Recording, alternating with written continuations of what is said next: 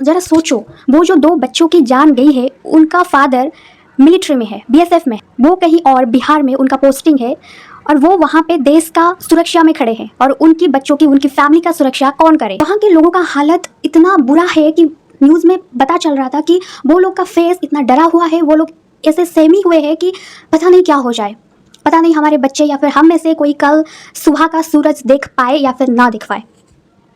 मेरे सब्सक्राइबर्स में बहुत सारे लोग नॉर्थ ईस्ट से हैं और मणिपुर में से भी है, तो मैं आपसे दिल से पूछना चाहती हूँ कि आप लोग प्लीज़ बताना कि आप लोग सही हो ना।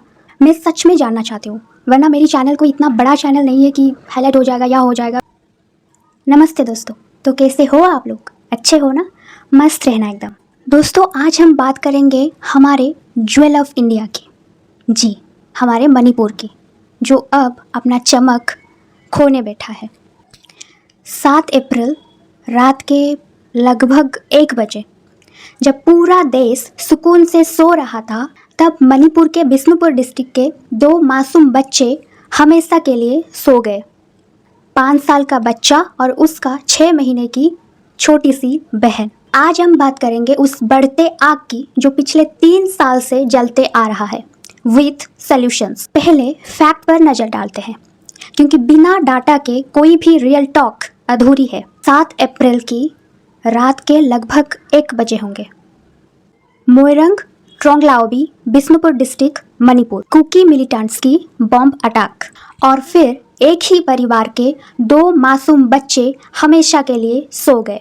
पूरा स्टेट में गुस्सा फूटा। सीआरपीएफ कैंप पर भीड़ ने प्रोटेस्ट किया और बदले में फायरिंग। फिर 2 लोगों की जान चली गई और फिर इंटरनेट बंद, कर्फ्यू जारी। दोस्तों, 2023 से अब तक 260 से ऊपर लोग मारे जा चुके हैं।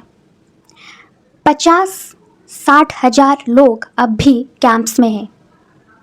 सवाल यह है कि 2026 में भी हमारा मणिपुर क्यों जल रहा है? और हमारे देश की बड़े बड़े मीडिया, उन्हें शायद ये बात पता नहीं, मुझे ये लगता है, क्योंकि उनके चैनल पर ये न्यूज़ मेन लीड पर नहीं है।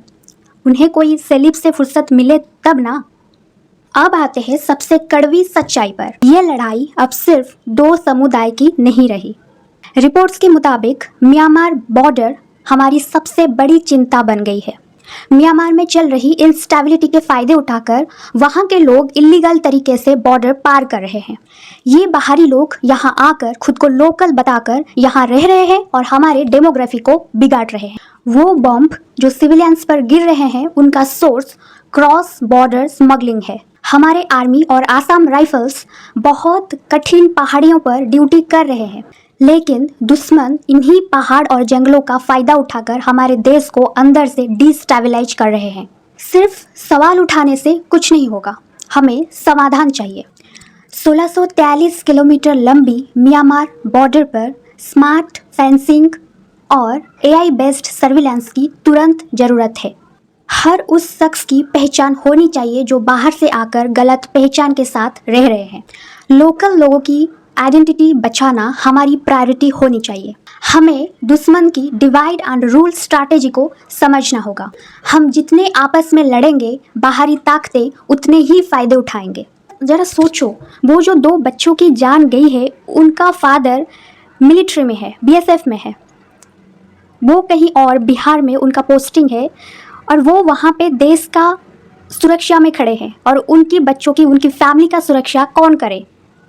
वहाँ के लोगों का हालत इतना बुरा है कि न्यूज़ में पता चल रहा था कि वो लोग का फेस इतना डरा हुआ है, वो लोग ऐसे सहमी हुए हैं कि पता नहीं क्या हो जाए, पता नहीं हमारे बच्चे या फिर हम में से कोई कल सुबह का सूरज देख पाए या फिर ना देख पाए।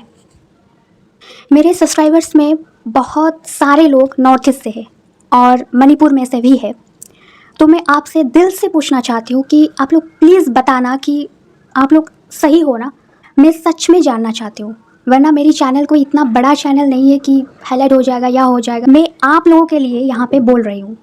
फ़िलहाल मैं लास्ट में इतना कहना चाहूँगी कि हमारा ज्वेल ऑफ इंडिया का चमक फिर से लौट आए, वहाँ के लोगों के फेस पर मुस्कान फिर से लौट आए और सब कुछ सही हो जाए। इसी उम्मीद के साथ ये वीडियो यहीं पर समाप्त करती हूँ। मिलते हैं अगले वीडियो पर एक नई सोच के साथ। तब तक के लिए आप लोग अपना ध्यान रखना, स्पेशली मेरी मणिपुर के लोग, मेरे दोस्त, आप लोग अपना ध्यान रखना, क्योंकि आप लोग भी ज़रूरी हो। धन्यवाद।